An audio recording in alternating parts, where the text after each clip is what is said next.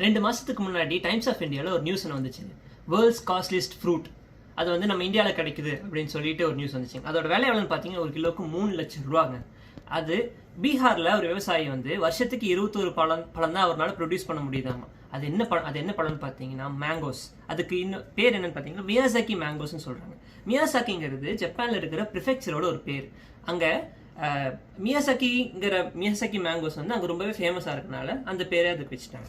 அதுக்கு இன்னொரு பேர் இருக்குங்க. அதுக்கு பேர் தான் தையோனோ தமாகோன்னு சொல்கிறாங்க. தையோனோ தமாகோன்னு அப்படியே தமிழில் டிரான்ஸ்லேட் பண்ணோம்னா சூரியனோட முட்டை அப்படிங்கிற மாதிரி அர்த்தம் வரும். அந்த மேங்கோ நமக்கு ஒரு கிஃப்ட் கிடைச்சிருக்குங்க. இது எங்களுக்கு எங்கள் ஃப்ரெண்டு ஒருத்தர் கிஃப்ட் பண்ணார், ஜாப்பனீஸ் ஃப்ரெண்டு. ஸோ இதை ஓப்பன் பண்ணி பார்க்கலாம். இது ஜப்பானில் எவ்வளோ ப்ரைஸுங்கிறதையும் நான் ஓப்பன் பண்ணி சொல்கிறேங்க. இங்கே பாருங்களேன், எவ்வளோ சூப்பராக பேக் பண்ணி எவ்வளோ குஷன்டாக பேக் பண்ணியிருக்காங்க பார்த்தீங்களா. இதாங்க அந்த மேங்கோ. உள்ளே ஓப்பன் பண்ணி பார்க்கலாம். ஸோ இப்படி தான் இருக்கும். இந்த மியாசாக்கி மேங்கோஸில் நிறைய கிரேட்ஸ் இருக்குங்க. AA, A, B, C அப்படின்னு சொல்லி. AA தான் இருக்கிறதுலே ஹையஸ்ட் கிரேடுன்னு சொல்கிறாங்க. அது இங்கே இருக்குது பார்த்தீங்களா, இந்த ரெட்டு வந்து இந்த மாம்பழம் ஃபுல்லாக இருந்துச்சுன்னா அது வந்து AA.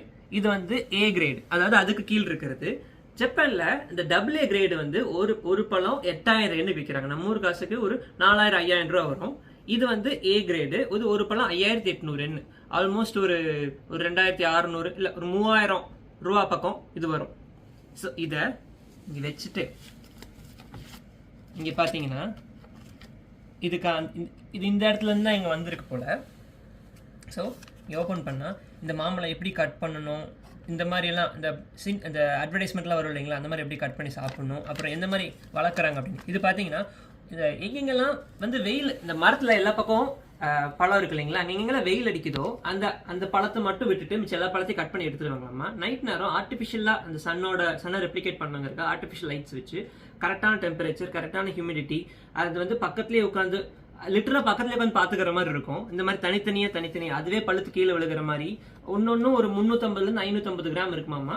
இந்த மாதிரி கேர் எடுத்து வளர்க்குறதுனால இதுக்கு ஒரு ஸ்பெஷல் அரோமா இருக்கும், ப்ளஸ் ஒரு unique taste, unique sweetness, plus இது இந்த நாராக ஒரு ஃபைபர் கண்டென்ட் ரொம்ப கம்மி. அப்புறம் வேற என்ன, இந்த தோல் வரைக்கும் ரொம்ப ஸ்வீட்டாக இருக்குன்னு சொல்கிறாங்க. ஸோ இது ஸ்மெல் எப்படி இருக்குன்னு பார்த்துடலாம். இது ஸ்மெல்லு உங்களுக்கு எப்படி சொல்லணும்னா, அந்த மேங்கோட செஞ்ச ஒரு டெசர்ட் ஒரு ஸ்மெல் வரும் இல்லைங்களா, அந்த மாதிரி ஒரு ஸ்மெல்லு வெளியிருந்தே வருது.